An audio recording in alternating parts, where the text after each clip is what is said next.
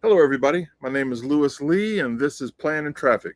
We do this every Thursday night at 9 o'clock Eastern.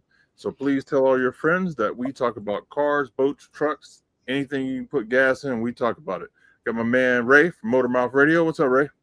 Back again, Lewis. Good to be here. Excited for tonight's guest. This is going to be good because I may be going to visit this man shortly with a buddy of mine. So I'm hoping my friend Chris, who wants to have the job done, I told him to check the show out tonight, and then I can maybe get him in. We'll get him in, and he can actually talk to Gil directly and Oh, good, good. see if he's available. I don't know if he will be. Yeah, I'm going to go down there this week to see Terry and Gil, so we're going to head down that way. Nice. So let's pull Gil in, my man from GCD Auto, building some hot stuff, man. Interior is incredible. Cars are pretty hot, so we'll get him in. Mr. Gil, what's up, Gil? You're muted. Here, I got you. Let's see.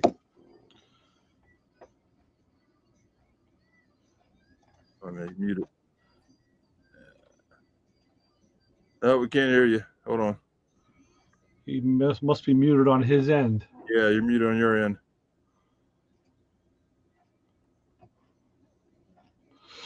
Yeah, let's see. Let me try that. No, that didn't work. Yeah, it says his mic isn't connected.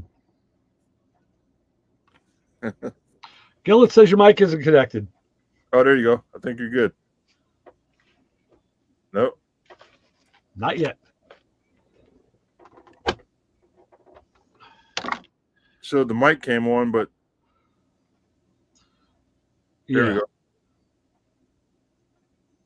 Can you turn your volume up? Yeah, sometimes this stuff has to cycle. Like edit mic settings. Boy, we got guests that we don't want to hear. You can't mute them, and now we got someone we want to hear. We can't. Right. Right. That's what they say about the hosts all the time. Oh man. It's showing that it's on, but it's nothing coming out. Yeah. The unmute went away. How about that? Can you hear me? Yeah. There you go. All right. Gotcha. That was like my iPhone near me, and it was picking up the iPhone mic, which does no good because I'm not on with the iPhone. I'm on with the Mac. So. Oh, right. There you go. Right. How's it going? How you been? Excellent. Busy. Busy. It's been a long summer. So. Good. That means good stuff if you're busy. Yeah, we're just getting some projects out, and we got some projects done and out the door, and we got some exciting new projects coming in, and it's been we get rid of two come in. It's just a good mix. It's just a good constant mix, and I just spent all day Tuesday doing a photo shoot for that 66 Tempest. Mm-hmm.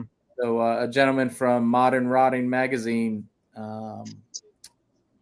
contacted us and arranged a photo shoot for it. So that'll be coming out in a couple of months. And then a few months back, we did another photo shoot for that F100 we did in season 2, that gray one with the stacked injector motor and, with all those fancy wheels on it, nice interior. So that one's coming out as well in the magazine. So.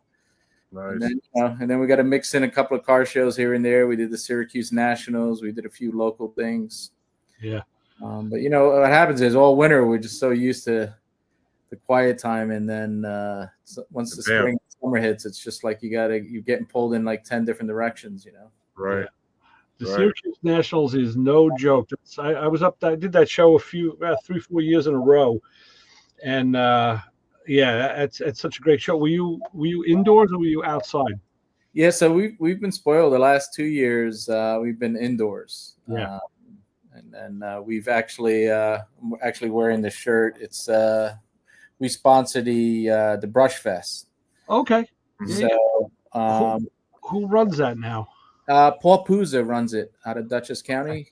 He's done a phenomenal job. I mean, it's already did such a great job with it for years, and then Paul stepped in, and so the year before, so last year we did $85,000 was raised for Ronald McDonald House, And then this year it was 95,000. So we're hoping next year we can hit that 6-figure mark, and all the money goes towards Ronald McDonald House. Right. Great. Yeah, I'm friends with Artie Schilling, and that's I always got out there because of him. And then some of the drag guys that brought the drag cars. I'm friends with them as well through the radio show. So, I kind of had my in that way. But yeah, the Artie's party was something to be seen, man. I mean, if you've never seen anything like that, and I'm sure they're probably doing it the same way, when they have all the artists do the round robin around the tented boards. I mean, there's a TV show on in the 90s. It was, and I think it's still on, but it was with comedians, and they would have a topic. So each comedian had to say a line, and then somebody else had to add to it. Okay. And then was that Whose Line Is It? Yes, whose line is it anyway? Improv thing, yeah. And when you have real, true comedians, you get some funny ass stuff, man. And the same thing, I equate that to Artie's party. When you have stone cold artists, it doesn't matter what's on that board in front of them from the last guy. They can put their own thing in there, and they can add to it. They just I mean, you're talking sign guys, you're talking pinstripers, airbrush artists. I mean, it's just like the who's who of this artistry, and it's great to see. I mean, there was 60 artists in there. Wow, that's great. Right. That's great. Oh, very good. That's good. Yeah. So I'm seeing from your post and all that you're not just interiors anymore. You're doing a lot of other work. We're a full build. So Gil and Interiors was the original thing we were doing. That's what we were most known for. But GCD Auto Studio has its own page, and we do full-fledged builds. I mean, and that's what the TV show is about as well. It's just. We can do anything from restoration, full nut and bolt restoration, like we did on this 64 Lincoln from start to finish. And then you got the 66 Tempest, which is, resto mod sitting on a Roadster Shop chassis, LS motor.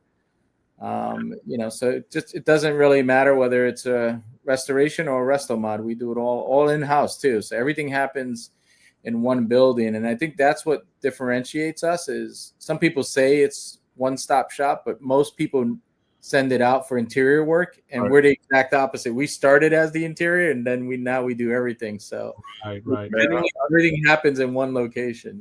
Yeah, like I said before, every time you post a video, I learn something new. I'm looking in the background. I'm like, what are you doing back there? What kind of machine are you using? So, man, I love watching your videos. Yeah, we get most of the questions center around the interior side, the upholstery side. What glue do you use? I probably get that question 10 times a week. What glue do you use?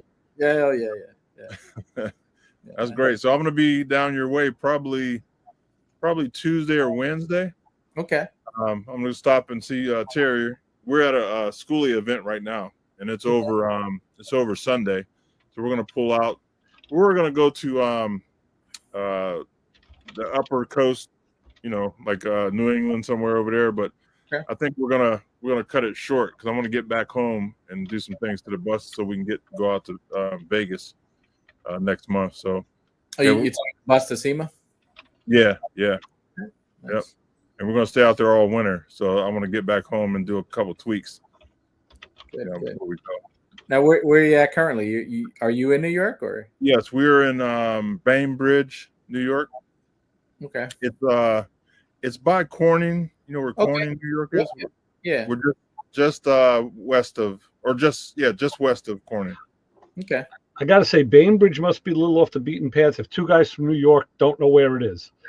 Corning. I know Corning. Yeah. I do too. Yeah. That's funny. Yep. So we're gonna be heading down that way. We're gonna park in your parking lot for about 3 days. There you go. Put you to work. Hey, the neighborhood. Believe me, I'm coming in with my notebook. I want to see some stuff. Definitely Tuesday, Wednesday is a good days because usually our schedule, we got guys coming from an hour and a half away. So some of those guys do 410s. So Monday it's usually a light day. It's probably 4 of us, and then Tuesday, Wednesday, we're at full capacity, 14 of us. So really? Wow. That's great. I don't want to come be in your way. I just want to come look at your thread wall. I'm gonna look at that. Yeah, check out all the machines there. You get to meet Guido and Julio, the two guys that are You see them a lot on the videos doing all those complicated interiors. You know, you Yeah, get some man. fabrication guys. You know. Those Yeah, guys Gil, we were talking about that last week because I have a good buddy who has a car that you have featured in your site. He's got a '63 Lincoln convertible, Okay. and he wants to have. I mean, it's in great shape, but he wants to have the seats redone with a color change. Okay. It's simple, white with black piping, Yeah. and he needs a little repair on a convertible top, and he wants to have a console made. Okay. So I've been sending him your stuff. He goes, "Yeah, that looks like the guy. That looks like the guy I want to go to." Oh, yeah. So I will say, when it comes to Lincolns, there's no such thing as a little convertible top work to do. That is one of the most complicated convertible tops in the industry. well, the good thing is, no, the top actually works. The mechanism works. There you go. That's good then. Yep. That's fine. On the actual top itself, there's a little bit of a tear that just needs to be repaired. That's Okay. it's a repair job. Yeah. So but yeah, the mechanism is good. So All right. so that's I'm hoping he'll come on tonight and he'll talk to you himself. I've seen the bead of sweat going down Gil's head. He's Oh, like, I know. nine relays, 6 switches. So I guess you have a guy who knows that system or can speak it. I mean, because it's not just for the faint of heart. I mean, I wouldn't want to work on one. Yeah, no, I mean, we're blessed to have a great team of guys there that know how to problem solve. And then with that 66 Lincoln, that thing was not working. It was all out of sync. The relays were bad. It was at a body shop before, and the hydraulic fluid leaked, so it leaked all into the relays and all the circuits. So that all had to be cleaned up. And our guy Tyler, he spent many hours on that thing. Because people don't realize the back windows for the back door windows control the top as well. So if that window motor doesn't work and that window doesn't drop, the top's not going to work. oh, wow. So everything works in sync. So even the windows and the back doors have a safety thing, which controls the courtesy light, which controls the top. I mean, there's so much intertwined there. I swear there's like in that entire car, there's probably 8 circuits and everything runs off of those 8 circuits. And it's just brutal. But there are people in the industry, like there's a guy, John Brewer out in Colorado. He knows those tops, and he's always available. You can send them pictures. You can talk to him and he can help you figure it out.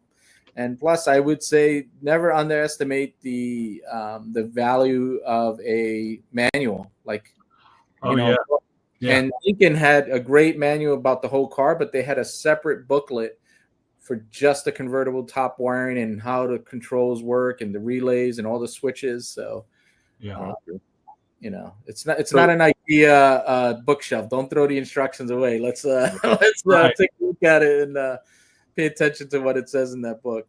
Right. So do you feel like that car was ahead of his time? Well, not even. I mean, you think about in the 50s, what was that? The Ford, the retractable. Yeah, retractable. Yeah. Yeah. The Sunliner. I think that was the Sunliner. Yeah. Sunliner. What was that 57, right? So. Yeah, 5, 6, 6, 7, something like that. Yeah. So it's definitely. But if you look at the 66 Lincoln with the back windows dropping when you open the door, kind of like a new convertible. When you open and close the door, that window just drops a little bit. Right. So, Yeah. I mean, there was a lot of engineering going on there. Yeah. Yeah, that's great. One of my buddies has I think it's a 69, and it's really nice. He had a guy, Stinking Lincoln, out of Pittsburgh, I believe, work on it. Oh yeah, I know Stinking Lincoln. Yeah, he helped us out with. He supplied the window motors, and then I had to send it to a guy. I believe his name was Jeff Woods in Texas, who rebuilds the window motors. So one guy has the motors, the other guy rebuilds the motors, and it's a whole that Lincoln thing. It's a whole community of reaching out to people, and everybody's super helpful too. It's just That's good. That's good that you can work with other people like that. Some in my area, you can't work with anybody because they're all jealous or they don't want you to fix something. It's crazy. Yeah, no, I gotta say, it's been because when we made the transition to going into the full build, I was concerned because we had so many relationships with builders and other restoration shops because we were doing their interior work, and I was like, oh, what's going to happen? That's why we had the two separate companies. But I got to tell you, like the two biggest clients we had on the interior side that have restoration shops and custom shops stuck with us and offered to help. And one of them even helped us out on a project with some metal work, and so, I mean, it's because, I mean, my thought is, even though we're all in close proximity, there's so much work out there. We're not taking anything from anybody, we're just, we all have our own niche, Right. Yeah. So what are some of the biggest obstacles and hurdles you have to overcome with these projects? Because this isn't regular auto repair. This isn't, it's not even restoration work. I mean, what you're doing is another level above all that. It's creation. Yeah. And, I'm curious what you feel your biggest obstacles are. I think because we do the restoration stuff too, and I think with the restoration it depends on the type of vehicle, right? So I mean, listen, a Camaro, a Chevelle, Mustang, you can open up 10 books and get every part you need. Sure. When it comes to things like we restored that 64 Lincoln, not the convertible, the hardtop, and when it comes to finding parts, that's the biggest challenge on some of these oddball restorations.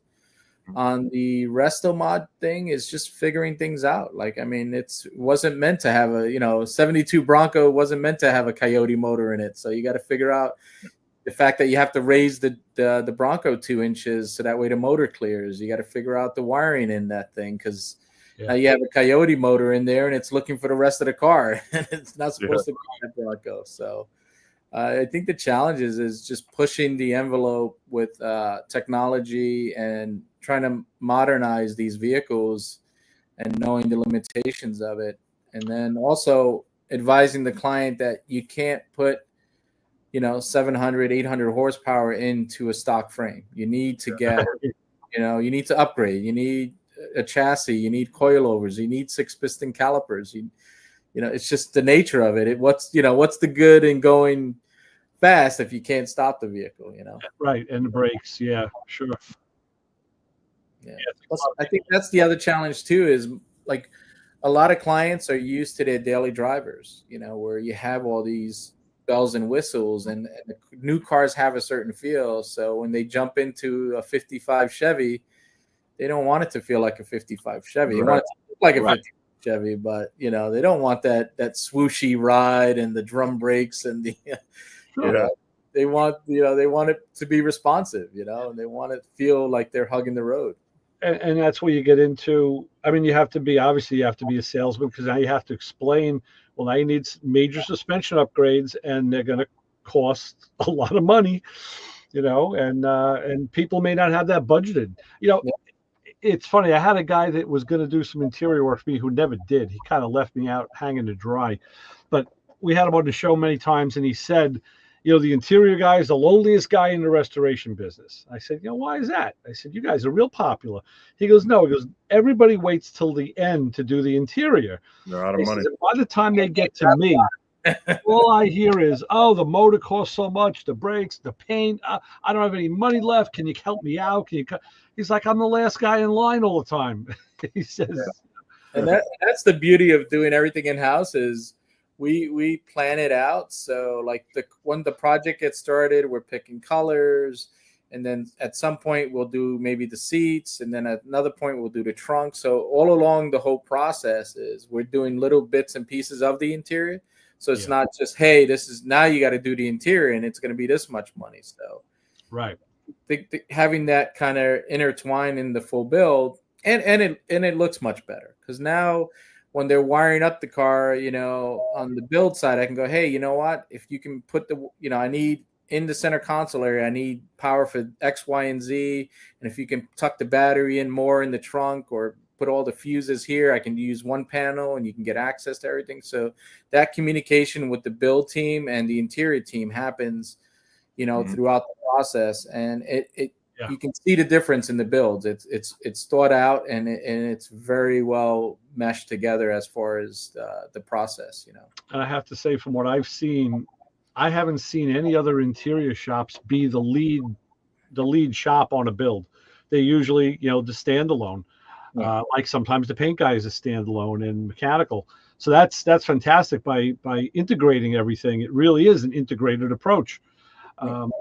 Which is great. It really puts you ahead. I got to tell you that one of the best things I saw the guy's car last year. It's a Firebird convertible, and now I saw him again this year. I was talking to him, and it's a heavy resto modded car, beautiful, like a Lucerne blue with a white interior, bright pearl white interior with blue piping. But since we're both cigar smokers, and the thing that I noticed was he had a humidor built into his console. And I was like, dude, that is great. It's like, that's fantastic.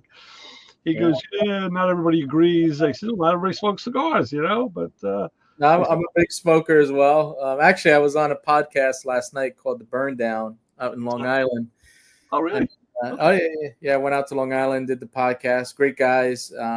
Probably coming out tomorrow. We actually talked about doing an event at the shop, cars and cigars.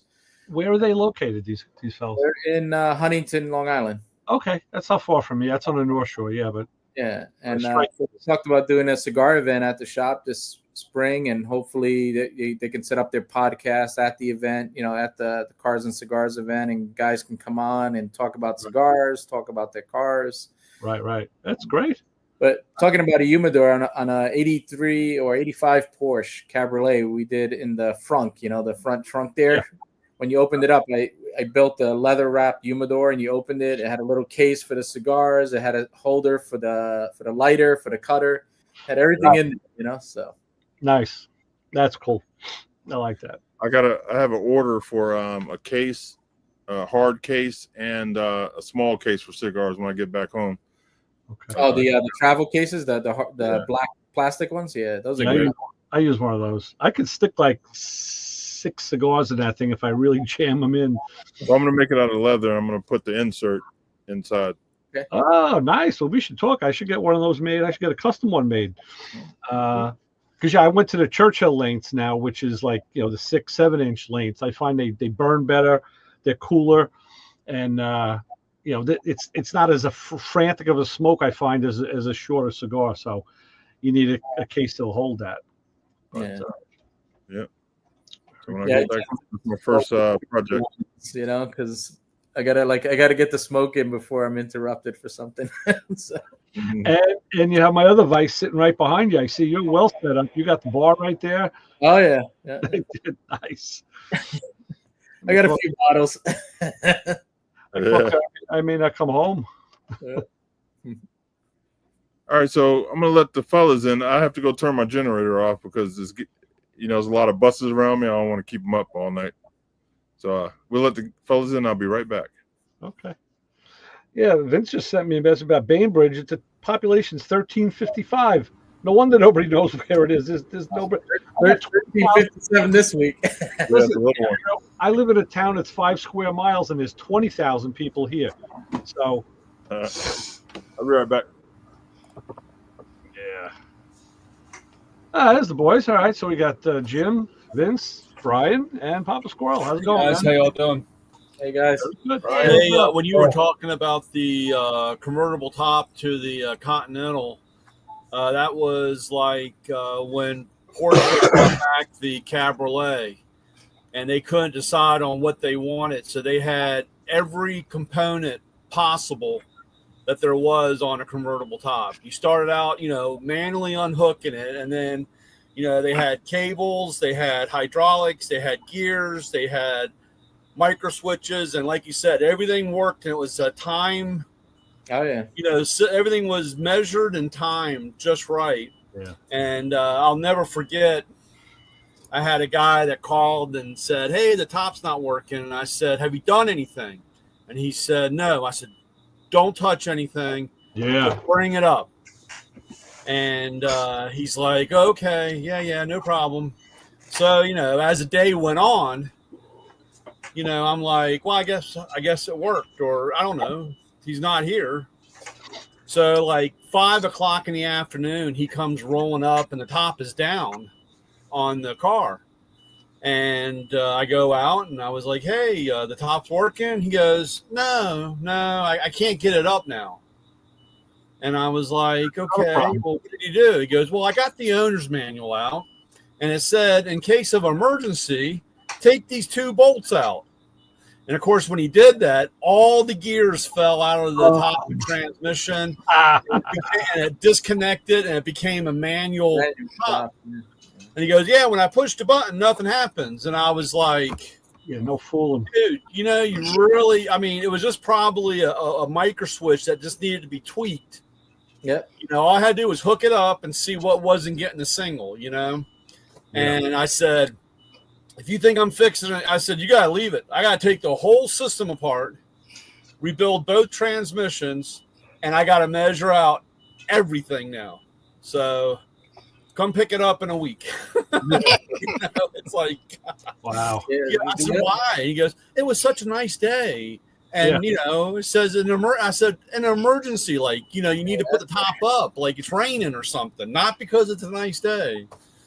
So it was always fun doing those cars because, you know, the rear panel lifted up, the windows went, you know, it's a lot. Yeah, so you got the trunk has to come up and then that flap has to come up. And then it had little flippers on the side. I mean, like I said, it was, you know, for something simple, it's, you know, locks that have to lock in. But the other thing people don't realize with those Lincoln tops is you can't be on uneven ground sometimes. If you're a little uneven, the top's not going to work either because it senses that it's a little twisted and it's not going to open up. So wow, I'm really surprised that you put that cigar thing in the front of on that 911. I hope you made sure you hooked that battery drain for the acid from the batteries, not the tank. I mean, because that was the biggest problem with the 911s. Oh, they put an aftermarket battery in and they never hooked the vent up.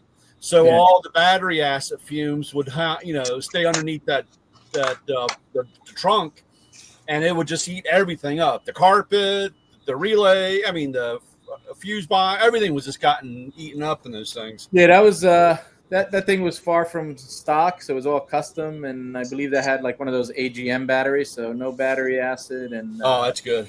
Tiny little battery, and then it had like a whole full enclosure in there too, so it was all sealed up. So.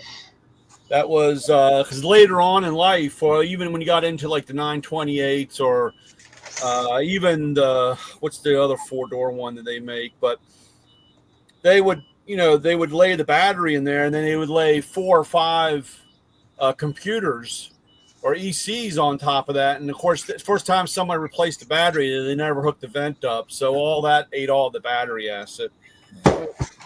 If you ever mess with those 911s, there's like all this wiring. There's no fuses. Like you have that little strip of all these little connections there and the relays. But there's no fuses in that car. Maybe 4 fuses in the whole thing. Yeah. Well, that's what keeps job security. Yeah. That's great. Wow. What do you say after that? So, Gil, you were working on for yourself. Was it what kind of car was it? I got a 1970 Buick Riviera. Riviera. Nice. Okay. Yeah. Gil, I had a 71 Riviera. Hotel. Okay. Right. And what I saved is the bucket seats, the console with the shifter, and the tilt column with the wheel and the key. So I'm trying to find somebody who wants to convert the 71 to 73 from a bench seat. This is everything to convert it to a bucket seat with the original parts. So, keep it in the back of your head. If you hear anybody, we'll work out a deal. Yeah, and I think those that seat arrangement didn't change for those years too. So they might have changed the vinyl patterns. I know on the bench seat the vinyl pattern changed, so it may have. I'm not 100% sure. I don't know, but and of course the color could be different. But that'd be a real red herring to find somebody that's exact color. But it's and the seats aren't destroyed. I've had them in inside storage since I took them out. Everything is inside. I also have the gas tank for that car, which is a 1-year only gas tank. Because every year, the rear bumper, it had a point to it. And every year it changed. It got flatter and flatter as they had to go to when they finally went to the 15-mile-an-hour bump as it went. It was disgusting. But every year so the gas tank changed. I don't think it's the tank that's different. I think it's probably the filler neck that's different. because there was no reason for the tank to change, but the neck would change when the bumper profile changed because it came out behind the license plate. Oh yeah, definitely. So, I got one of those too. Yeah, 70 is a one-off year, so it's the year after the Hideaway went away, and it's before the Boat Tail, so it's kind of in between the two styles there. I like the 60s. I like the 70s. I do. Was 69 the last year for the Hideaway. the rolling speedometer? Oh no, yeah, I'm not sure. Yeah. No, this 70 has a rolling speedometer in it. The flat barrel. Yeah, that was pretty cool. That's that's a cool deal. Yeah, I picked this car up out of Massachusetts there, and it had 60,000 miles on it. No rust, beautiful car, amazing condition, all original, second owner, and had all drum brakes. I said, you know what I'm going to do? I'm just going to put disc brakes on it. That's it. Yeah, that's it. Took the drum brakes off, started doing the disc brakes. I'm like, well, if I'm doing disc brakes, I should upgrade the wheels, and if I'm upgrading the wheels, I should probably do something with the suspension, and then while I'm at it, I should do something with the motor. So here we are, years later. I got a full Roth Speed chassis with an independent rear, independent front. Wow. So it's gonna. Wow. Well, that's another thing. I have either 5 or 6 of the 15-inch chrome road wheels for the Riviera. This is probably going to get 20s on it. So the whole floor is gone. It's all cut out, and the frame's up into the car, so it's nice and low. Nice. Yeah. We're going to do a supercharged LS. I'm doing Kindig handles on it, getting rid of the drip rail. So it's from drum brakes to right. Just brakes. That's how it starts. That's how it starts. Yeah. Rabbit hole. Yeah. So how's Power Tube TV working for you? That's great. We just so we took season 1 and 2 because originally when we went on, and there was no rule that said you had to be at a certain time, right? So some episodes were 27 minutes, some were 24 minutes or 30 minutes. So with their push now to go towards DirecTV, which operates on that half-hour, 1-hour show format with advertisers.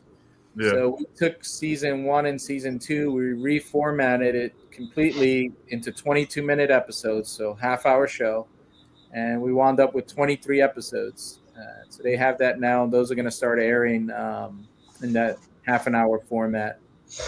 So you'll see season 1 and 2 re-edited. So each episode changed a little bit just to fit into that 22-minute format. So. Right, you think that's going to be an issue? Because you know how YouTube is starting, how they went to, watching on YouTube, they go from one form, like you watch some of the earlier guys and they just tape forever and watch. And then all of a sudden they said, oh, you got to make it shorter. Now you got to make it longer.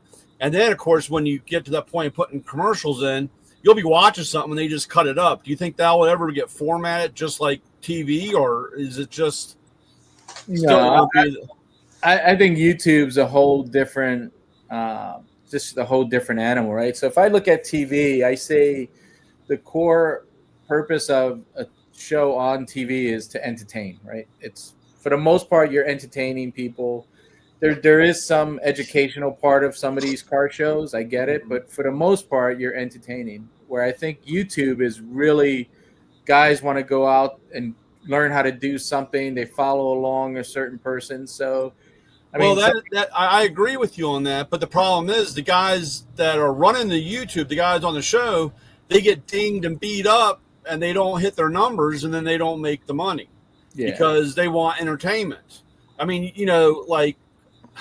YouTube, I think, is kind of like a really messy peanut butter and jelly sandwich because they want to be one way, but they have these regulations on the other end. And then you take somebody if you wanted to have both or do both, that's twice the work for you. Or, just let YouTube go crazy and then you just stick with the one if you want to go with the TV part of it.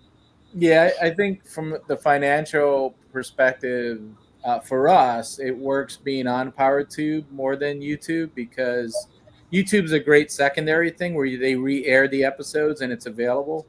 But in order to get sponsorships and products and product placement and revenue coming in through advertisers, you need to be in a structured format, right? You know, and then you need to be in a format where the network is controlling the advertising and how it's presented and how the episodes cut up, because you know you go fade away. I think with YouTube is just too dependent on algorithms, and you know you can just and plus you don't have control of the advertisers that are advertising during your videos when they show. So I just think if YouTube wants to get more in line, then they should really create maybe like a separate channel, you know, where you can have like just shows that are formatted more like a television show versus a YouTube video. Yeah. Well, you know, I know me, and there's a few other guys. I mean, I watch more YouTube than regular TV because the problem with TV is too much TV magic. They don't show what's going on. They take this car rolling in, Right. you know, in a milk carton, and then, you know, 30 minutes later, it's great, and you didn't get to see how anything was done.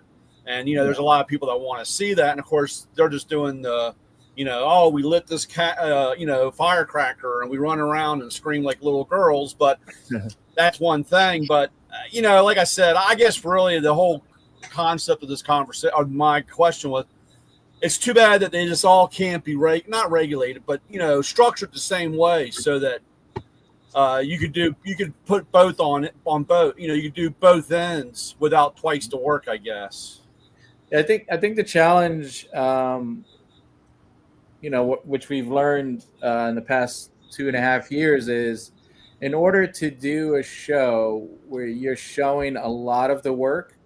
So you think about it, right? The most expensive, this is what we learned, the most expensive TV show to shoot is a build show, because you have to have a camera on all the time, every day, to capture every aspect of it, right? So Right. imagine having thousands of hours of film to make a 1-hour episode. And so it's not just capturing the film, you know, the footage, right? So what we learned is the hard way is post-production is the most expensive part. Yep. You can have all the footage, but editing the footage, getting the music right, laying out the episode, the storyboards, like it's a lot of work to make a 1-hour show or to make a half an hour show. Where the luxury with YouTube is it's POV, right? Point of view perspective. So it's one guy with a camera. He sets up a camera. He's in front of the camera. You can run that thing for 10 hours. It's not going to cost you anymore because you have the camera. Yeah. So do that on a television show. It'll cost millions of dollars to produce that show. Well, that is true. Other than if you did like, you know, a digital platform where you're not wasting any. I mean, you know, you erase what you don't want, you know, use. You're not, you know, it's like the old days of taking a picture. You know, you went someplace, you took a picture, and then you went to go develop it, and it cost you an arm and a leg, and you're like, holy crap, we took this many pictures, and you had like 7 that you liked, you know? Yeah. So, Brian, I don't know. I'll tell you something, Brian. When I was shooting film, 35 millimeter film, my benchmark was if I could get one picture out of a roll of film that I thought was blow up worthy, I was happy. Literally. Well, no, I mean that's true. I mean, I'm just saying in general content. Blackening the shots and motor driving it. I was like, you know, composing, because that's why digital film is cheap. It's great. Yeah, that's great. Yeah. But I'll tell you, you know, a couple of years ago, my cousin who was helping me with social media stuff, he was bugging me to do video in the shop, and I said, dude, I can't do it. I said, I can't work with a camera in my hand and actually do something. I said, I'm doing dirty, greasy stuff. Well, put it on a tripod. I said, as soon as I put that camera on a tripod, the first time I move, I'm kicking it across the shop, because I kick everything across the shop. Well, we can fix that because you get the Meta AI glasses, and you got them on your head. The only problem is you got to watch how you're pointing it, because it's side of view. So, well, but then, I know, but I just. But then my buddy Mike at the shop came up with this little tripod he bought off Amazon, and you put the camera or your phone on it, and it would follow you. So as long as you had it in a spot where it could follow you, I said, okay, well, that takes out half of it. And then, but you still got to do close-up stuff. And it always comes down to post-production. And Gil, everybody we've had on this show, and everybody I've had on Motormouth Radio and that I talk to who does video, I always ask them, how long does it take you to edit your videos? And they all say the same thing. You don't want to know. It's a lot longer than what you see. And I believe it. I 100% believe it. So yeah, you're for us, you're a week, maybe more longer on one episode, just editing. And Because you have like all the footage. Yeah. Now that we've captured, 10, 20 hours of footage on a particular project, somebody has to do that. You got to make sure the audio is correct. You got to color correct it, right? So we're using these cameras. They're not just like just regular cameras. They're Sony FS7s, right? So you shoot in what's called S-Log, which is it's gray, and you have to color correct it. So they're the color correction, the audio correction, and then it's just. I mean, it's a lot of work. Not everything you film do you want. You don't need it all. Some stuff you need. But, like Brian, I watch YouTube as TV. I do. There's very few shows I actually watch on TV. I have YouTube on for hours. And what I did a year ago, because of the commercials, I said, screw this. I paid for premium. I said, give me premium. Now I have no commercials. Yep, me too. So, but the worst thing that I get is like one of my friends, I had him on the show 2 weeks ago, Kenny Wessel, Redshift with Kenny. He always does 100% POV stuff, and it gets kind of long. And there's another guy who does the same thing, and it's almost like, okay, this is the stuff that should be edited. I don't need to see all this mundane stuff. That's where you need a cut. Yeah. So but that's what fast forward is for. So I go through remote batteries fast. Yeah.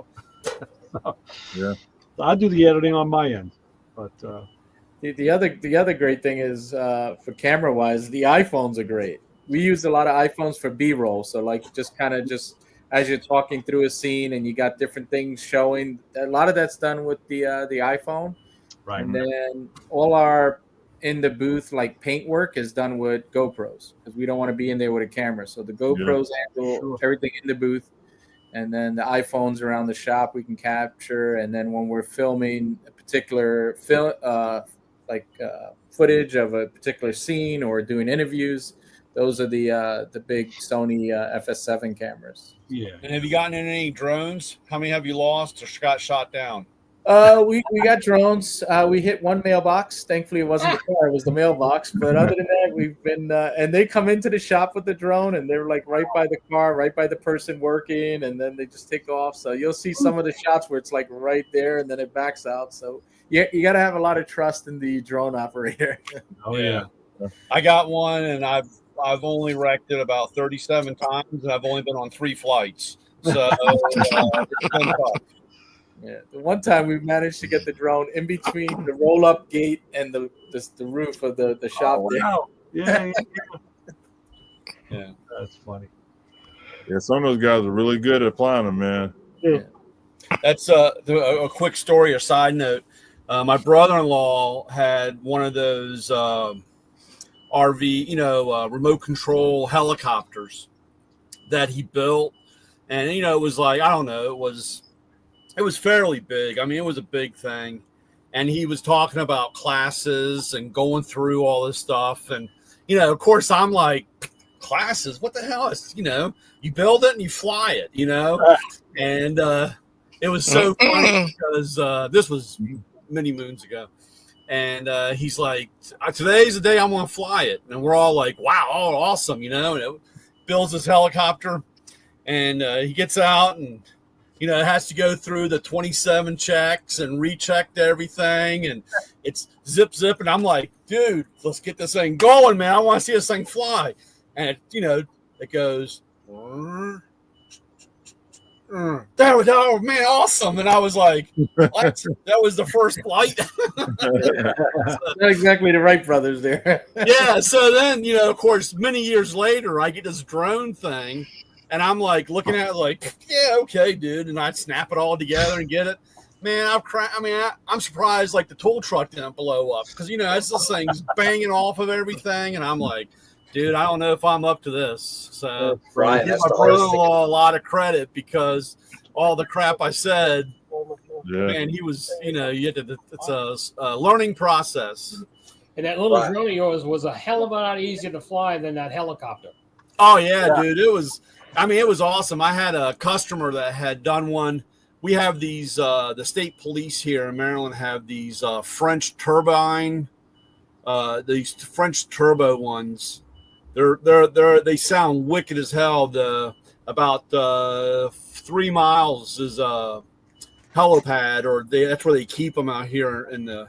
And when they need to go do a medical, move a flight on a late night, if you have the windows open, you hear that thing fire up. It's an eerie sound, and when they take off, it's wild. And I've watched them down the street. We have a field where they can land if they have to, but they take off. They can stand straight up and take off. And but a customer of mine, he built one of those RC or remote control ones, and that was pretty interesting watching them fly that thing around.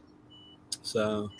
Ryan, knowing some guys who are helicopter pilots, they'll tell you hovering in a helicopter is the hardest thing you'll do in a helicopter. Yeah. And when they first teach them, they take them out into a field literally, and there'll be another one on the stick with them. And because it's not only is it a joystick, you got your rudder, your feet, your hand, your twist throttle, all of that is involved. The yoke, Collective it's 2 hands, 2 feet. To hover one. So one of the pilots I knew said it was like you had to learn to tap dance, pat your head, rub your belly, put it a different pattern, and then sing Dixie or something like that. He said you had so many things you were doing. Yeah, that's insane. He said, I didn't think I was going to learn it. And he said, one time I found it, all of a sudden it came in, and look, I listened to all that, and I go, Yeah. Well, as a guy that can't walk and chew gum at the same time, I guess I shouldn't fly one. Yeah. You get those guys that know how to fly them, and you sit there just slack jawed at just what those guys can do. Lift up, backwards, rotate. I mean, it's just, it's nuts if you see one of these guys that, growing up. My daughter did an intern in Baltimore County Police, and she one of her intern days was in the helicopter, and the guy flying along, they were doing patrol, and they had a car chase, and they did this and did that, and he says, you want to go before the bridge was hit in the bay, but he goes, you want to go buzz the bridge? And man, they took off about 15 feet off the water. And my daughter said it was a wild ride doing that. So that was one of those things that not too many people get to do. So, yeah, but, it was interesting. But I always get a kick out of watching those guys with those drones flying those things around. And I just didn't know if you were running them also. So, when I first became an FM, a lot of our helicopter pilots, because they'd fly us out to the site once in a while, they were ex-Vietnam vets, combat vets. And one of them said, you want to see how to do a combat landing? Well, the last time anybody ever asked him to do anything, he turned it sideways. And if I had been strapped in, I swear I'd have gone out the door. He comes in, flies in sideways, and then flops it down. Yeah, it's crazy. And I looked at it and went, thank you. Papa Squall, you know what auto rotation is? Oh, yeah, but I've never done it and don't want to. I knew somebody who worked in the Air Force. He was a helicopter mechanic. And every once in a while, just to make sure the mechanics will stay on the thing, come on, you're coming with us. And they do an auto rotate. Those who don't know, auto rotation, you go as high as you can, you turn the engine off. It's just like an airplane. Now you got to, as you're going down, the wind is making those blades turn, and the pilot's got to know the exact moment that he can change the pitch and have it balanced so that now it's hovering anymore and you're not crashing. Talk about having your guts come out your mouth. But that is, I mean, that's a maneuver that will save your life. Absolutely. So, that's why they teach that to you, is because if that engine fails, you've got to know how to control the crash, basically. Right. But enough about helicopters. Yeah. Like I said, tell them, Lewis, to put fuel in it. Hey, we talked about it. Put fuel in it. Yeah. So, Gil, I know last time I asked you what kind of exotic fruit you were using for leather. Have you upgraded into anything? Are we doing mushrooms, or are we moving on to the newest thing? Surprise, surprise! Mushroom didn't take off. I was curious. I was in the Tesla dealership. I have one that I go to on Tuesdays, and it's amazing. And of course, like I said, I think they have some kind of organic tangerine stuff. I don't know what it is. Tesla uses grape skin leather.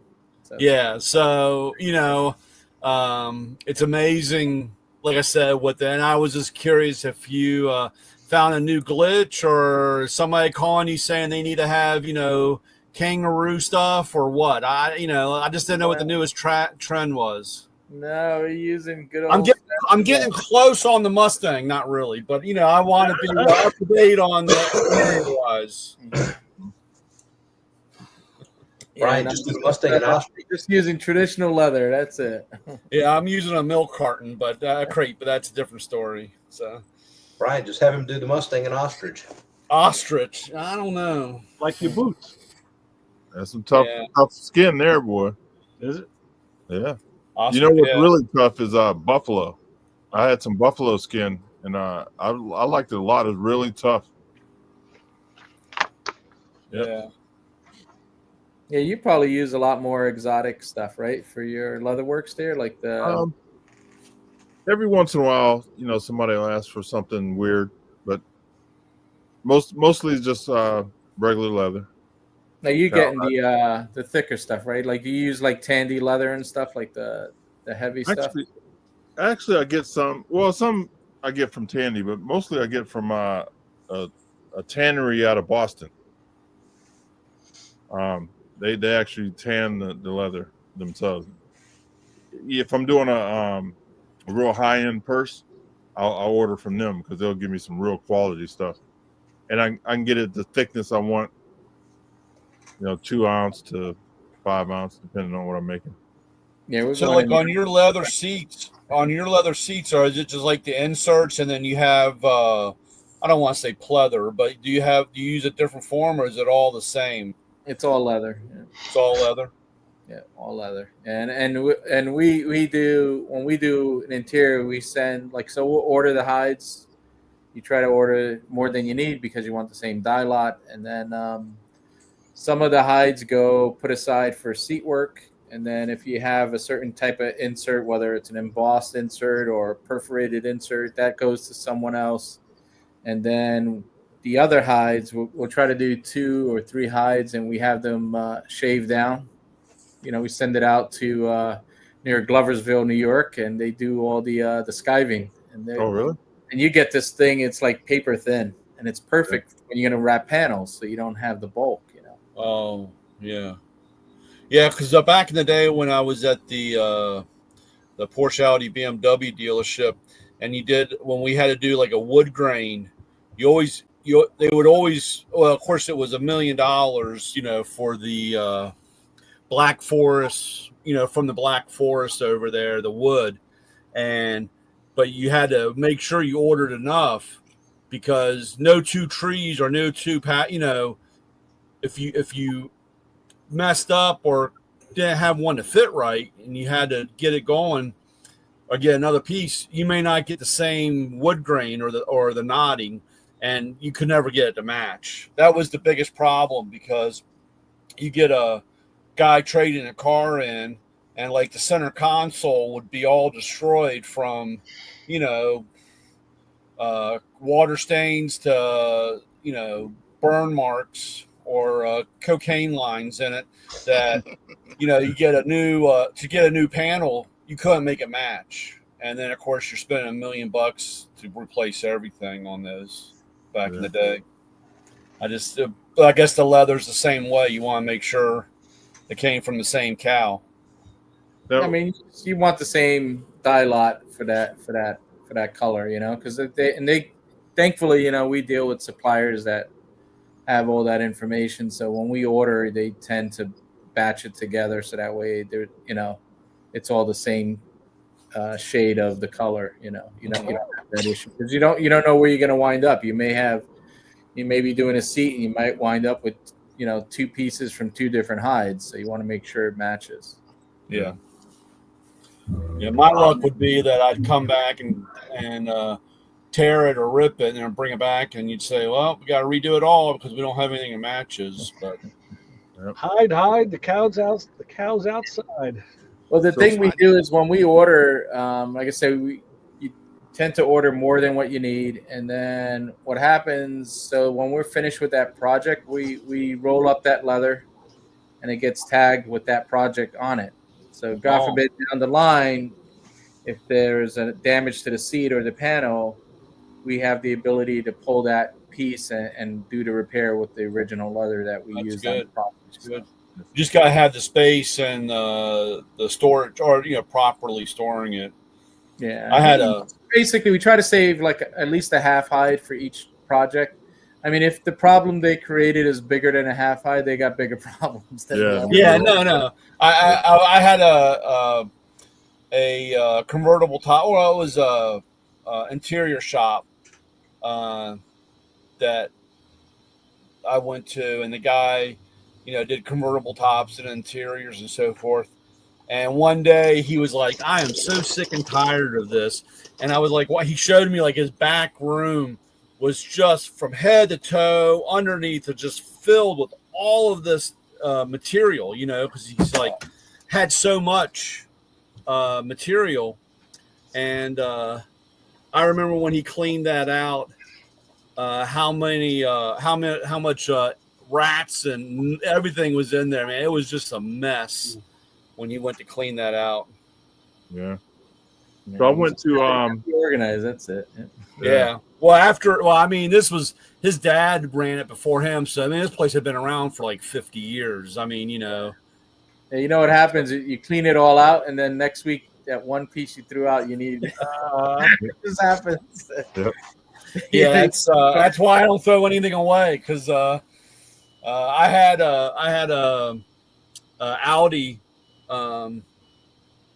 4000, and it was my everyday driver, but there was one that was left at the dealership, and it was parked right out in front of where my boss, my service manager's office was.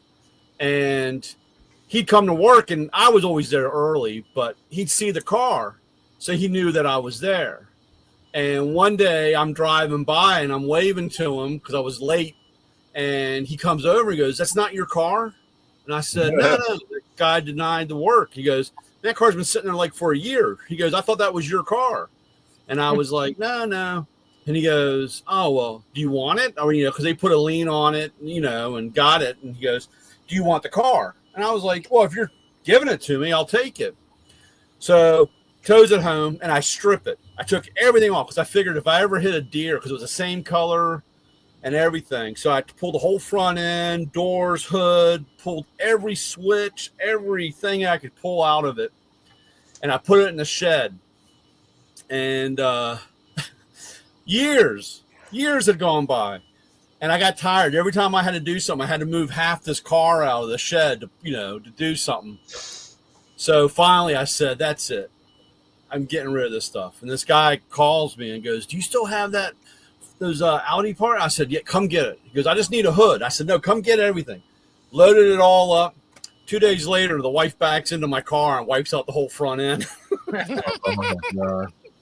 That's terrible. So I know all about throwing stuff away and then needing it 2 days later. So Brian, after that, we don't throw nothing away. Now we got a junkyard. Looks like Sanford and Son, but I'm happy. Brian, if you think those are bad dealing with those hides and stuff like that, try dealing with them before they're tanned and everything else in the raw stage. Well, I was going to tell you, when I was in St. Louis, I went to Herman Oaks tannery, and they actually even go from taking the hair off the hides, the whole process. And we took a tour, me and my wife. It was pretty neat to see how they process the whole leather. That's knowing what's involved with transporting we'll just call them the raw stage of the hides. I'm surprised leather doesn't cost more than it does, because when that's in that stage, it's a pariah. Nobody wants those boxes or anything around them. They park them in the back because they're usually we'll just say dripping. Oh, Yeah. They smell less than a bouquet of roses. Yeah, it's a big process to get one side of a cow. Long Yeah, it's process. because I remember the first time I ever pulled in the oven, I'm like, "What in the hell is that? It's heavy, it's dripping, and and they went, oh, and they told me it's like, oh, well, that explains it. So, you know, we haven't dealt with those in the raw before they're finished and prepped and, like you said, shaved, and then they got to be dried and they've stretched, and if they're dyed and tan and all that goes with them. So you would think it'd be a lot more money than what it is because it's a long process. I'd rather fool with the hides after they're finished. Yeah. Papa Squirrel, man, him and Debbie hooked me up with some hides a couple years back. I just now ran out of it on some little projects, but I made leather coats, I made shoes. Man. We had been out to North Carolina because a friend of ours did a Ren Fair out there, and they bought a car, and they couldn't drive it home because his wife can't drive long distances. So we volunteered to drive it home. Well, before we drove it home, we went by this one, can't call it a thrift shop. It was,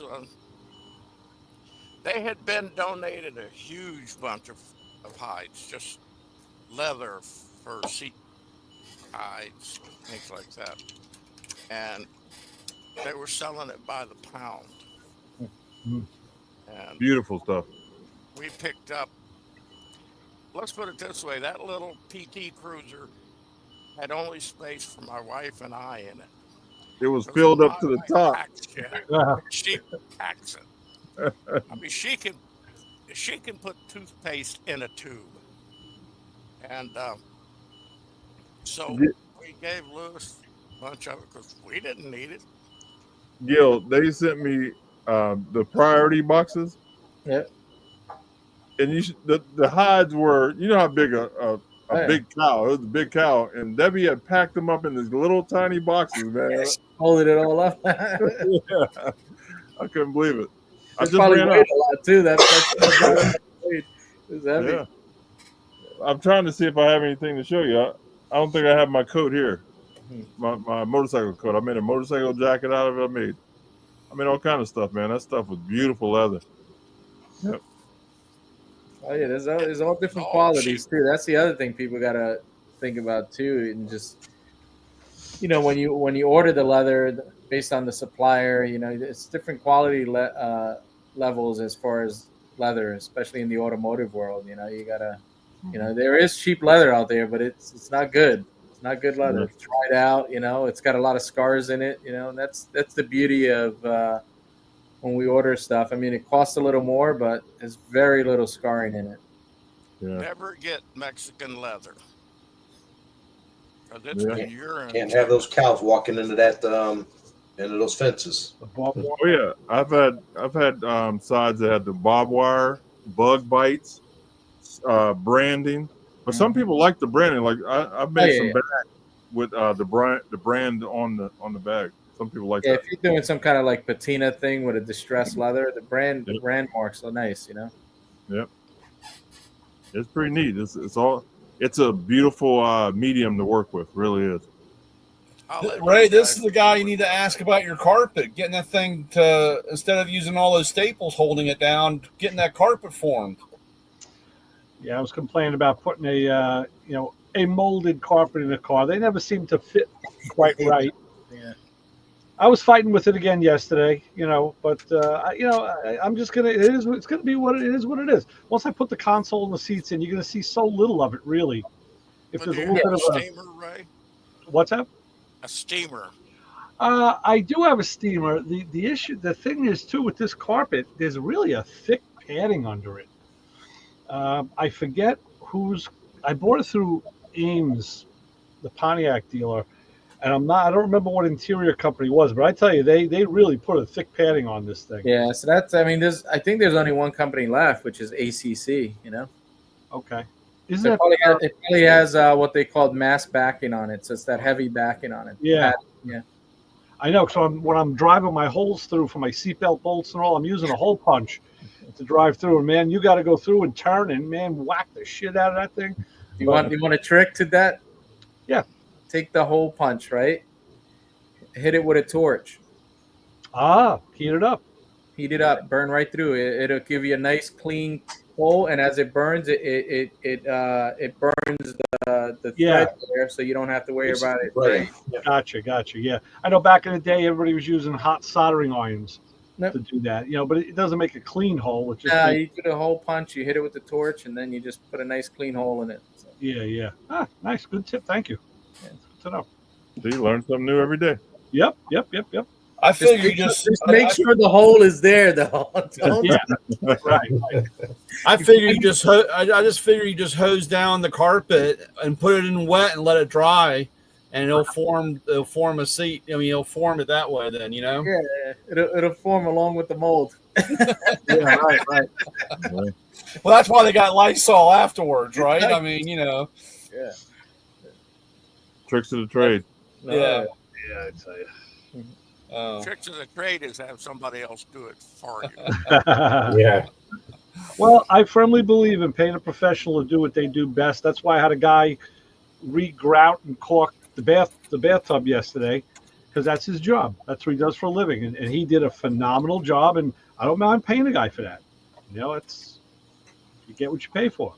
You knocked it right out, didn't You got to put value on your time, right? That's the way I always look at it. If somebody else can do the job, and I don't have to do it, what can I do with the time that I'm saving by not doing that? And it should outweigh the cost of having somebody else do it. Yeah, it's one way of looking at it. Sometimes you're saving your marriage. Well, that's true. And this guy also, squirrel. these guys actually clean and they paint grout in the floors. And he says, as long as the grout is put in right where it's beveled, he goes, we come in there, we clean it.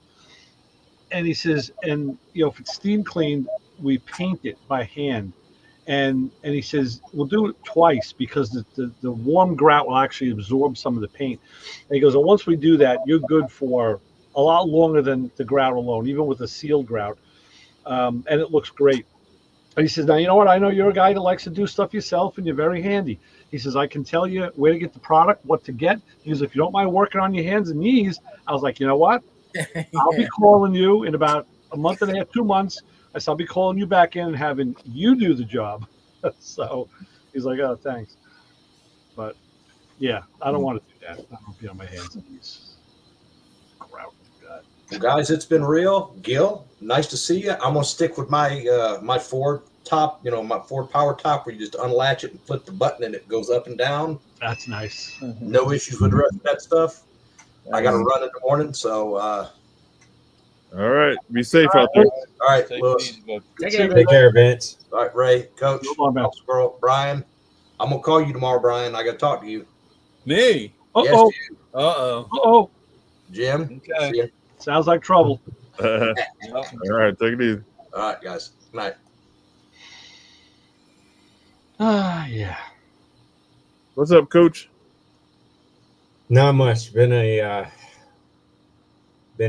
tough week. We had our final game for the middle school for our football on Tuesday, and it went down. We were ahead at halftime, 12-6. They came back. It was 12-12, and we were holding them. We just needed the ball back. We could get ahead. I had everything, my game plan, everything. I had the high school coaches were there scouting out our kids. And all of a sudden, my kids just started doing some stuff we didn't teach. At one point, I ran a play, and my fullback was supposed to go through the line and nail the linebacker. And he's a big guy. He's actually lineman size. And I'm looking at him going, if the coaches see you hit this guy, they may put you as a fullback or an H-back. But if they don't see you do something, you're going to be a lineman. And he, instead of going through the hole, he starts running and he stops and goes into a lineman blocking pose. The linebacker comes through, hits my running back, and I came uncorked screaming at him. he gets to the sideline, and I said, look, I'm trying to get the coaches are right there. I'm trying to get you a look. Like, I'm not like, I don't, it's not even the play blew up. It's like this, we practiced it all week. This was your chance. Like, but yeah, the other team, and there was a trophy involved, and sad to say they own me for the last 5 years on that game. But yeah, with I think 18 seconds left, they scored the go-ahead goal. Oh, And I said, hey, they're going to do an onside kick because they want that ball back so they can knee it. I said, get that onside kick. And I said, I got 2 plays we can run that we should get in there. And it went to the same kid, hit his chest pads and hit the ground and bounced right back into their hands. And I'm like, you got to be kidding. But it gets better. It gets better. Wow. So there were so many emotions involved because this was my last game coaching the middle school. And I've been helping out at the high school.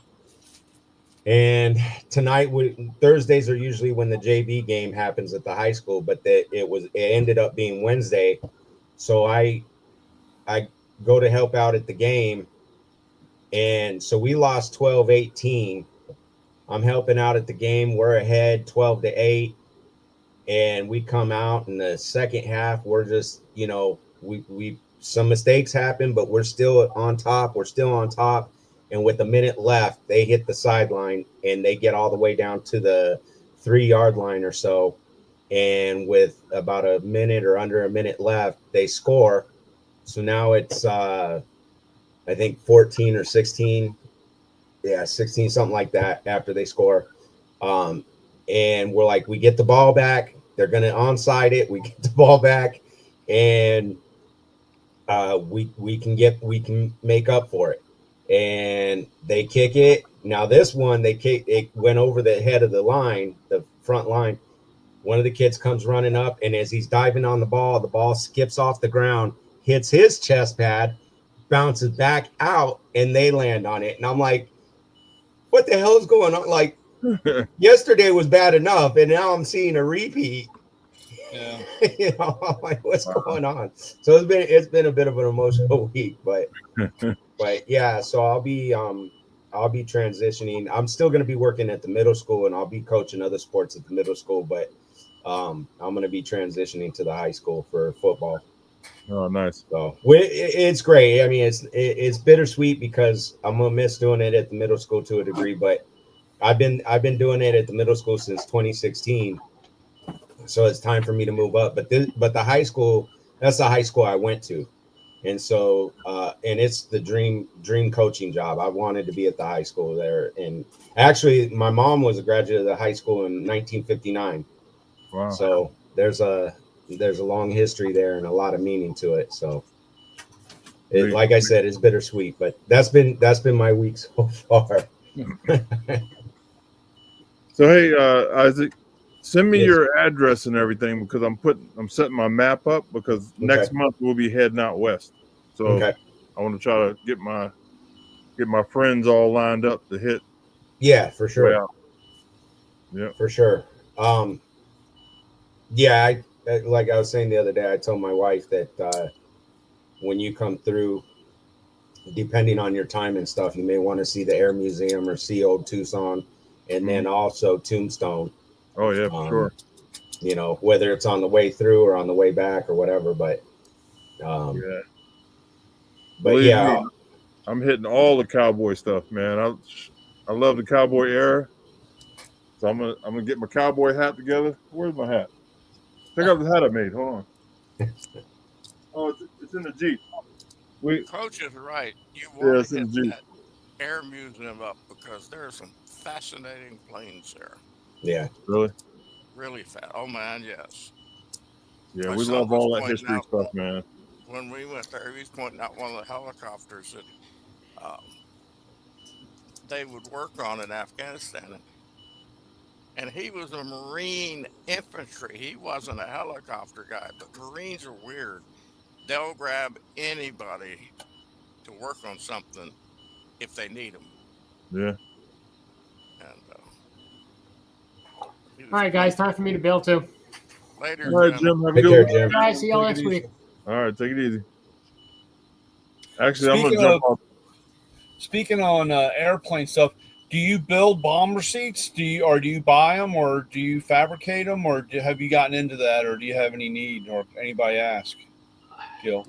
For us, no, we haven't had the need for that yet. So it's not. We don't typically get into that hot rod, rat rod genre stuff. It's more muscle car, More high class. Yeah. Listen, some of those bomber seats are they're costly. You do all that aluminum work, the bead rolling, and then the hand And then tube. you got to sit in it. It's not for the faint of heart either. So You got to Yeah. sit in and get your ass pounded. I had I still have it, but I had on my International Scout, it had those, it had bucket seats, or they were like Jeep seats in the truck, and because it's just a farm truck type thing. And I wish I saved them, because you can't find them anywhere, because everybody threw them away and put regular, the door used to pop open. The passenger side door used to pop open on the truck. So at the time, she was my girlfriend, now my wife. She measured it out and realized the Ford Ranger bench seat fit. And so she got me that way she could sit towards the middle of the truck. So when the door popped open, she didn't fall out.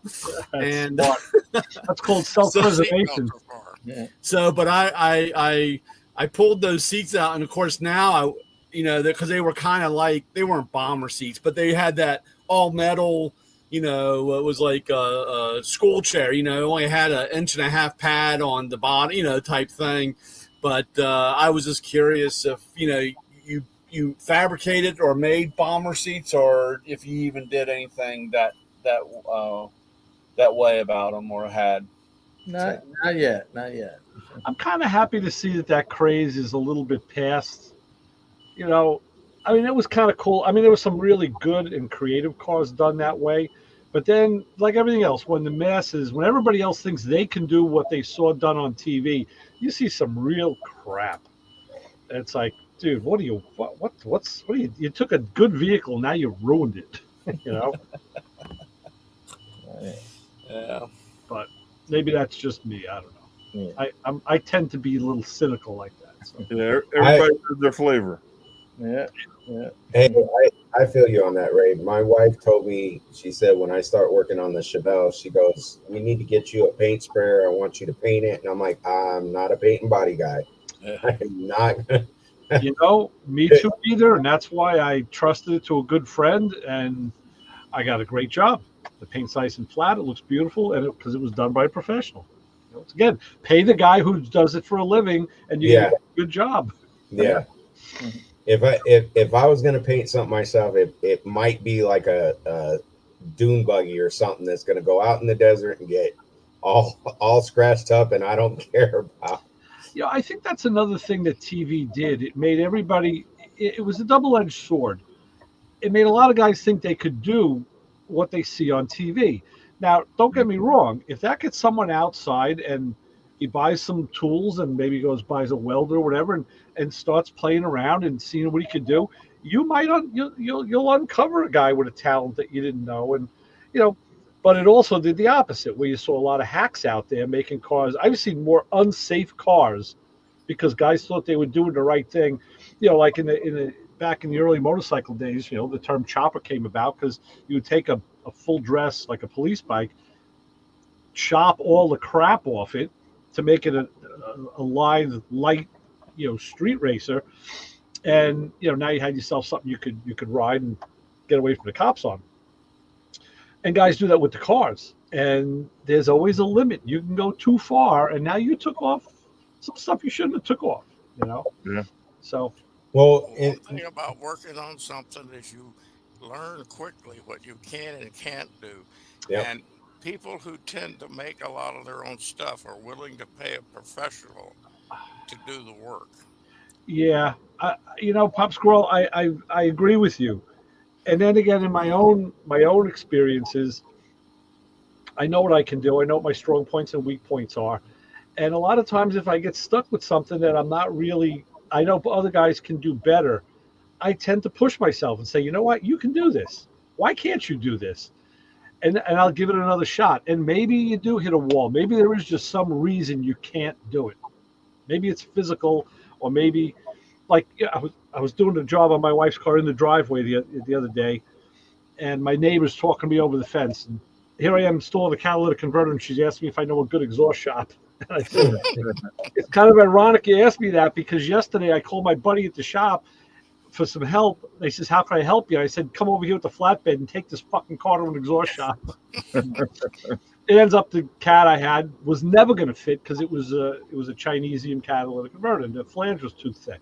So as she's talking to me, I got to keep working because now I'm watching, 7 o'clock, the sun is down, and I'm working. I'm trying to get a nut that was in between the cat and a radiator hose, and it was one of the mounting nuts, and you could see it with the light, but then as soon as you put your hand in there, now you can't see it anymore. So as I got my hand down behind me and I'm looking at her, I said, okay, this is what mechanics call, using the eyes in their fingers. I said, right now I'm trying to seek this nut and I can't see it. I said, but my fingers are now my guide. I have to go by that. I said, if you've ever heard somebody say that, this is what it means. And she's like, oh yeah, I think I have heard that, but wow, that sounds kind of hard. I said, yeah, it is. I said, but it's also very rewarding when you get it.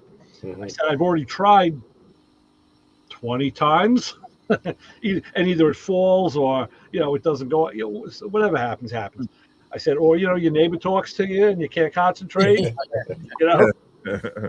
So, yeah. So I don't know. The TV stuff, it's good. Like I said, if it can make somebody go out and do something or try something, I'm all for it. I think it's good. But, we all have friends. Call a friend who knows something more than you. And, I'm a big proponent of that. I work with younger guys in the shop over the years, and I'd see sometimes they could do something easier than I could. And I'd say, hey, give me a leg up. Show me how you're doing that. I want to know if it's a physical limitation that I have, or maybe I'm just not approaching it the right way. And they're like, wow, nobody your age has ever asked, for help. Or to have us show them something, because you guys know it all. I'm like, no, we don't. I said, we sure as hell don't. I know I don't. I said, and if I could learn something from you, I said, I'll teach you a bunch of shit. I said, and if I could learn something from you, yeah, that's all just money in the bag. Yep. Yeah, I do have one question. I'm sorry, Ray, before I forget. When you're doing, I know with like seats, you got hog rings and so forth, putting seats together, putting the thing. But do you ever get into either staples or tacks? I mean, where would you, is that something that you use like I don't want to say a staple gun, but do you actually, or is it just mostly gluing? I mean, when you're doing like a door panel or trim or any type of like that, are you using that type of tool, or is it basically hog rings and glue? I mean, I don't know. I'm just trying to. Yeah, when you talk about the door panels are typically glue, sometimes staples, depending if you have the thickness. And it could be magnets. We use a lot of magnets too to put pieces together now. So. Oh, really? Magnets? Yeah. Wow, cool. Yeah, so if you have a door panel that's has a complex design and has multiple pieces, those are typically held together with either push clips or magnets. So it comes apart, easy, when you need to get into it. So, but on panels, it's typically going to be staples or glue. There's no hog rings or anything like that on a panel. So. Yeah, no, I know on the seat part or whatever, you have the hog rings and do you venture into the LED lighting of trim work on a dash or hiding lights? I mean, like I said, my daughter's like, she shows me all this crap about all, lighting up the whole car. And so I don't know why. I mean, when you're driving at night, I don't want, all the light, I just didn't know if you get into all that or have a calling for that. Under the dash, you get in the console, you'll get some lighting. You can add some to the door panels, but it's really not something we do a lot of on the cars we do. Yeah. You know, that Firebird I was talking about, the guy had under dash lighting. It was all LED, and he had it around. It was cut kind of into the door panels. They were custom made door panels. And since the car was blue and white, he ran it on like a blue tone, but it would change, and he could change the intensity. He had full control over it. I was like, man, that's a lot of stuff to play with. How about just, you know, and it was an LS 5-speed build. I mean, the car was like a phenomenal driving car. I was like, who cares, man? You don't even need a fucking radio in this car. Just, just go get one of those nice, get one of those nice cigars out of the humidor, drop the top, and let's go. Yeah, just enjoy it. Yeah, but that's me. Mm-hmm. Yeah, everybody has their own flavor. Yeah, very true. Well, I was going to say, tag on to what Ray was saying too, with the TV shows and the people wanting to try stuff, that I agree with them. Sometimes somebody might find a talent they didn't know they had, and or a love of doing something. You know, some people go too far. You got to know your limits. You got to know if you're going to push through. When it comes to like paint and body, where I could definitively tell my wife, no way. I had a 91 Firebird that I had some, I think it was some hood damage, and I need to work on. And I tried my hand at doing it, and I just do not have the patience. I got it to fairly straight, little bit of crinkle in it, and I was like, you know what? Not me. I'm gonna go. In fact, I went and bought a new hood. Yeah, it's a definite feel. You know, the other thing, Isaac, to your point, is when guys, and I have some friends like this, who they do try some new things, and they think they're really good at it, and they're not. Yeah, they're not. It's like, and you try to tell them gently, you know, they're like, "Oh man, I got this. This is easy. They make this look so freaking hard." Like, yeah, because it is. Yeah, yeah. Oh God. Well, hey guys, I gotta jump ship. Yeah, I'm gonna get out of here too. But all right, Gil. So I'm gonna try to get down to your place probably Tuesday or Wednesday and see what Terry's doing. You know, I'm gonna bring him up there because you know you gotta rope put a rope around him to get him to go nowhere. Oh yeah, you gotta visit. He's gotta come up. Oh, real quick. Speaking of Terry, Lewis, tell him I put it in the group chat. My son bought that truck. Oh, You saw the picture, yeah. Yeah, I'll let him know. Yeah, it took him a month or 2 months, I think, but he finally jumped on it. Yeah, it looks good. Looks like a nice truck. Yeah, it is. He brought it by yesterday, and before I had to be back at the school, I came and met him, and he let me take it around the block and check it out. It was nice. I didn't want to give it back. Yeah, I'll bet. Yeah. All right, Gil. Thanks for coming on, Gil. I'll get in touch with you, Gil, because my buddy Chris, we're gonna want to come up and see us. Oh, you're doing an open house or something? Is that what's? Yeah, October 18th. Yep, Saturday. Yeah, I think we'll probably come up for that. We'll probably come up and see you for that. And, awesome. Look forward to it. All right, guys. All right, fellas. Awesome talking, Gil. Take care. All right, Lewis. Before you go, sign us out. All righty. All right, people in the chat on the Facebook Live and the YouTube Live, we'd like to thank you all for checking us out. And please tell all your friends that we do this every Thursday night at 9 o'clock Eastern. We talk about cars and anything else that has gas or diesel in it. We talk about it. All right, guys. Appreciate you. And everybody have a good night. So long, Lewis. Take care. Awesome. All righty.